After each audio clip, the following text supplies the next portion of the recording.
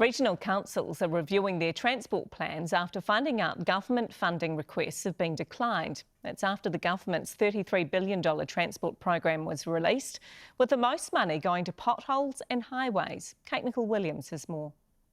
Waterloo is Hutt Valley's busiest train station, but the infrastructure is ageing and in some areas unsafe. When it's raining, it's very cold and wet out here. Gets the odd touch-up every once in a while, but it probably does need a bit of an overhaul.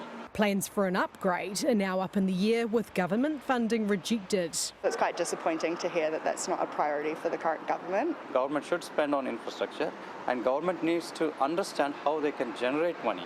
The government has increased public transport spending overall, but this doesn't cover some plans regional councils made months ago after consultation with the Transport Agency. We can't have any confidence to move forward as a region if we're going to have those types of decisions hanging over us. Greater Wellington Regional Council says upgrading the station is just one of 40 public transport projects around the region where the government's funding contribution has been declined. All up, there's an estimated $134 million hole. That is more extreme than we have ever experienced. Elsewhere, Auckland Transport has come up $600 million short in government investment.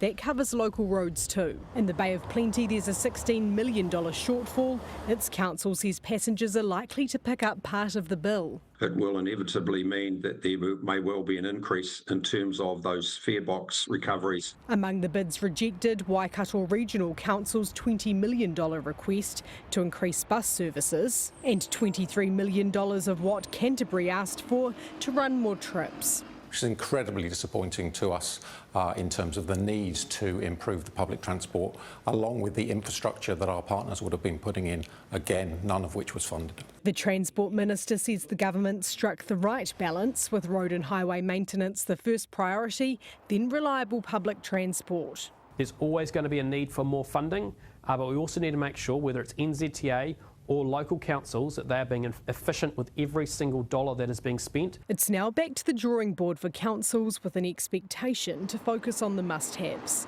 Kate Nicol-Williams, One News.